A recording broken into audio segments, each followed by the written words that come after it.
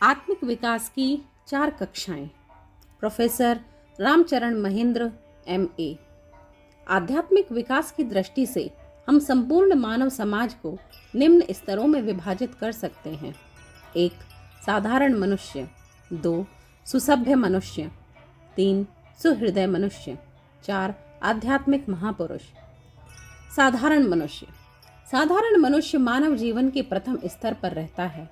वह विविध विघ्न बाधा संकुल जगत के नाना प्रकार की व्यथाओं मानव विकारों द्वारा संचालित होता है। उसे केवल अधिकारों का ही ध्यान होता है।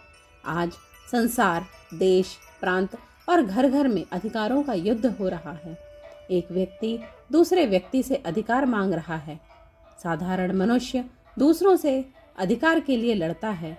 झगड़े टेंटों में पारस्परिक ईर्ष्या, द्वेष, क्रोध, वासना, स्वार्थ में निमग्न रहता है। साधारण मनुष्य संचयी होता है। वह हर प्रकार के संचय, धन, मान, जायदाद, वस्त्र, नाना वस्तुएं, मकान में निरंतर निमग्न रहता है। वह केवल इस लोक में विश्वास करता है, अतः यहीं स्थायी रूप से रहने का इंतजाम रखता है।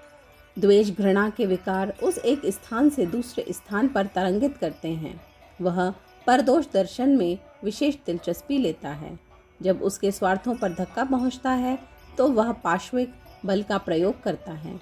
वास्तविक बल से वह अपना दूसरे पर अधिकार रखकर अनुचित कार्य करना चाहता है। वह पशु से कुछ ऊंचा होता है। उसमें बुद्धि का प्रयोग होता है, किंतु निज स्वार्थ तथा व्यक्तिगत लाभ के बाहर उनका उपयोग कम से कम है। वह उसमें उलझा रहता है। उसके पास एक लंबा कुटुंब है। वह अपने कुटुंब की आवश्यकताएं देखता है और उसकी पूर्ति में अपनी सर्वोच्च शक्तियों का ह्रास करता है। साधारण मनुष्य से वासना तथा वासनाजन्य सूखाभास सबसे बड़ी कमजोरी है। इसके कारण वह भोजन में उत्तेजक पदार्थ खाता है। स्पर्श, जिह्वा, श्रवण वासना के जंजाल में लिपटा रहता है। काम वासना की पूर्ति तथा उसके कुफल भुगतने में उसका जीवन समाप्त हो जाता है। सुसभ्य मनुष्य। यह साधारण मनुष्य से उच्च स्तर पर निवास करता है। इसे अपने अधिकार एवं कर्तव्य दोनों का ध्यान रहता है। प्रत्येक अधिकार अपने साथ कर्तव्यों का भारी बोझ लाता है। यह कर्तव्य हमारी समूची शक्तियों को अपने अंदर समाविष्ट कर लेता है। यदि हम अधिकार चाहते हैं तो कर्तव्य का भी विवेक रखना होगा। यह विचारधारा सुसभ्य व्यक्ति की है। संचय के साथ उसे दान का भी पूर्ण विवेक होता है। संचय का सबसे उत्तम उपयोग यह है कि हम अपने अर्थ धन को काम में लें, पर साथ ही साथ दूसरों की आवश्यकताओं तथा सहायता का भी पर्याप्त ध्यान रखें। वह घृणा, द्वेष से उठकर न्याय पर रहता है। न्याय का अर्थ वह व्यापक रखता है। उस न्याय में जो ठीक है वह उसे अपने लाभ में उपयोग कर सकता है। वह बुरा भला दोनों देखता है। सुसभ्य व्यक्ति समय पड़ने पर परिस्थिति के अनुसार शारीरिक बल का तो प्रयोग करता है, पर उसमें आत्मबल भी होता है। आत्मबल का भी प्रयोग वह किया करता है। आत्मबल विकसित होने के पथ पर होता है। जहाँ साधारण व्यक्ति अश्रृंखला और हठी होता है, सुसभ्य व्यक्ति नीति का पालन करता है। उसका व्यवहार विवेकमय होता है।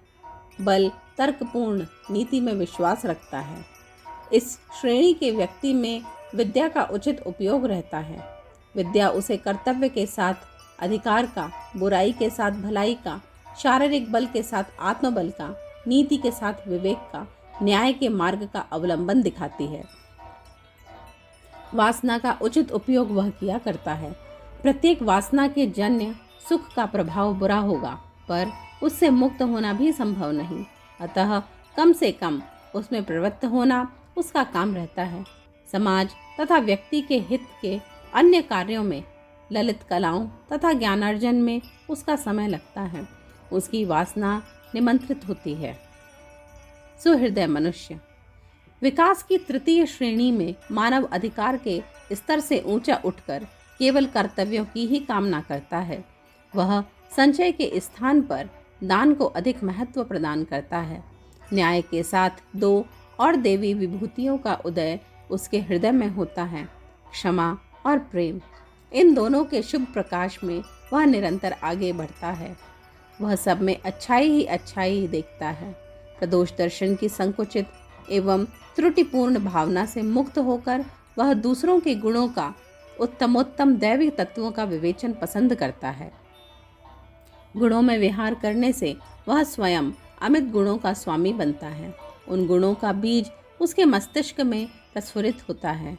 वह गुण निधान है, अच्छा चरित्र एवं शारीरिक मानसिक का पुतला होता है। वह केवल आत्मबल का प्रयोग करता है। उसकी आत्मा में बल क्रमशः वृद्धि पर रहता है। जो उसकी आत्मा के तत्व हैं, सच्चित आनंद का विकास इतना हो जाता है कि साधारण जगत संबंधी कठिनाइयों, दुख उसे स्पर्श नहीं कर पाती। वह आत्म संयमी होता है। अपनी वृत्तियों पर उसे पूर्ण अधिकार होता है। वह दुख या पीड़ा देखकर कातर एवं विभल नहीं हो जाता। वह जानता है कि दुख अवश्यंभावी है। उससे ऊंचा उठकर वह कुशल सारथी की तरह उन्हें अपने काबू में रखता है। उसका मन इतना सुसंचालित और सुशिक्षित होता है कि वह जो कुछ चाहता है दृढ़ इच्छा शक्ति के बल से अवश्य पूर्ण करता है। वासना के पंजे से वह दूर रहता है। वह वासना का परिष्कार कर उसके प्रकाश के लिए ऊंचे सुसंस्कृत मार्ग प्रदान करता है। भक्ति भाव, भजन, कीर्तन, उच्च शास्त्रीय संगीत, सात्विक चित्रकारी, स्थापत्य, साहित्य सृजन, कविता इत्यादि सात्विक मार्गों से वह अपने वीर्य का सदुपयोग करता है। उसकी भावना कर्तव्य के लिए सतत प्रेरित करती है। आध्यात्मिक महापुरुष मानव होकर भी वह देवता की श्रेणी में उठता है। उसका सर्वप्रथम गुण सब मानव प्राणियों में एकत्व का अनुभव करना है। समग्र मानव समुदाय में केवल एक ही सत्ता का प्रकाश है। एक ही आत्मभाव में आबद्ध हम सब मानव उसी तेज पुंज की रश्मियां हैं। जन्म, कुल, स्वभाव, जाति पाति में विभिन्न होते हुए भी आंतरिक दृष्टि से हम सब एक हैं। हमारा संबंध एक आत्मा का है। वह निष्काम कर्म करता है और कर्म फल की आशा नहीं रखता। फल मिले न मिले, लोग पसंद करें न करें, हानि हो या लाभ, व्यक्तिगत फायदा या नुकसान, किसी की परवाह न करते हुए वह कर्म में रत है। अपने कर्मों द्वारा ही संसार में कुछ कर लेना चाहता है। उसके हृदय में सबके लिए नमन व सम्मान होता है। प्रत्येक व्यक्ति को वह अपनी आत्मा का एक अंश समझता है। सर्वत्र आत्मभाव का विस्तार कर अपनी आत्मा की परिधि में अधिक से अधिक मनुष्यों तथा प्राणियों को लेता है। सिया राम मैं सब जग जानी, सर्वत्र यही भाव रखने वाला दार्शनिक संसार में रहता हुआ भी कमल के पुष्प की भांति संसार रूपी जल से ऊंचा रहता है। विवाहित और गृहस्थ में फंसकर भी अंतर्वृत्ति से इन श्रृंखलाओं से उच्च स्तर पर निवास करता है। मानसिक विकारों पर उसे पूर्ण संयम तथा निग्रह होता है। वह पशु बल से ऊंचा उठ जाता है। केवल ईश्वरीय बल, गॉड पावर का प्रयोग करता है। आत्मबल वह बल है जिससे सभी बल नीचे रह जाते हैं। जो विद्वान की सभी शक्तियों को पार कर मनुष्य की आंतरिक स्थिति पर अपना प्रभाव डालता है। इसका सूक्ष्म प्रभाव निरंतर मनुष्यों के आंतरिक केंद्रों पर पड़ता रहता है। वह कर्म में स्वतंत्र है, क्योंकि बुराई उसके पास फटक नहीं सकती। उसके सब कर्म स्वयं उच्च कोटि के होते हैं। जैसे विद्यार्थी क्रमशः एक एक कक्षा पार करके ऊंची कक्षाओं में चढ़ता जाता है, उसी प्रकार हमें प्रयत्न करना चाहिए कि अपने विकास स्तर को क्रमशः ऊंचा उठावें। आज अपनी मनोभूमि जिस स्तर पर है, कल उससे ऊंचे स्तर पर पहुँचे। इसी प्रयत्न की विभिन्न प्रक्रियाओं को आध्यात्मिक साधना कहते हैं। अखंड ज्योति, अप्रैल 1951, पृष्ठ संख्या 15-16।